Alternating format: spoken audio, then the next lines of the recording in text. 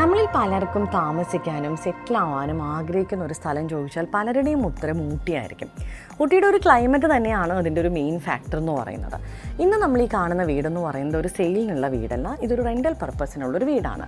ഇതിൻ്റെ ലൊക്കേഷൻ എന്ന് പറയുന്നത് കൂനൂർ ബ്രൂക്സ് ലാൻഡ് എന്ന് പറഞ്ഞിട്ടുള്ളൊരു പ്രീമിയം റെസിഡൻഷ്യൽ ഏരിയയിലാണ്. ഇതിൻ്റെ ഏറ്റവും അടുത്ത ലാൻഡ്മാർക്കുകൾ പറയുകയാണെങ്കിൽ നമുക്ക് മദ്രാസ് റെജിമെൻ്റൽ സെൻറ്റർ, അതുപോലെ താജ് കൂനൂർ റെയിൽവേ സ്റ്റേഷൻ, അതുപോലെ ഒത്തിരി പ്രീമിയം കഫേകളും റെസ്റ്റോറൻറ്റ്സും ഈ ഒരു വീടിൻ്റെ ചുറ്റും വരുന്നുണ്ട്. അങ്ങനെ അത്രയും പ്രീമിയം ആയിട്ടുള്ള ഒരു റെസിഡൻഷ്യൽ ഏരിയ ആണിത്. ഇപ്പം നമ്മൾ കൂനൂർ ഊട്ടിയും തമ്മിൽ നോക്കുകയാണെങ്കിൽ ഊട്ടിയുടെ അത്ര ക്രൗഡഡ് അല്ല കൂനൂർ. ക്ലൈമറ്റ് ആണെങ്കിൽ ഊട്ടിയേക്കാളും എപ്പോഴും കുറേ കൂടെ ബെറ്ററുമാണ് കൂനൂർ.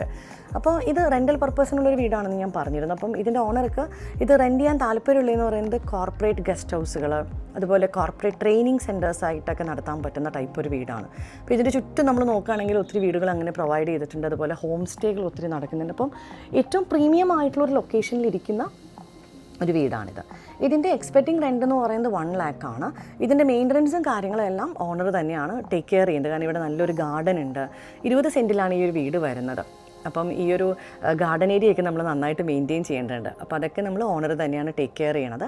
ഇതൊരു 3 BHK ഹൗസാണ്. 3 BHK നമുക്ക് അറ്റാച്ച്ഡ് ആയിട്ടാണ് വരുന്നത്.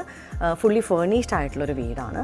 അപ്പോൾ ഇങ്ങനത്തെ ഒരു വീട് നിങ്ങൾ ഈ കൂനൂർ ഏരിയയിൽ റെൻറ്റിനെടുത്ത് ഇങ്ങനെ ഒരു കോർപ്പറേറ്റ് ഗസ്റ്റ് ഹൗസിനോ അതുപോലെ ഒരു ട്രെയിനിങ് സെൻറ്റർ ആയിട്ടൊക്കെ നടത്താനൊക്കെ പ്ലാൻ ചെയ്യുന്നുണ്ടെങ്കിൽ നിങ്ങൾ ഈ ഒരു നമ്പറിൽ കോൺടാക്റ്റ് ചെയ്യുക. Thank you.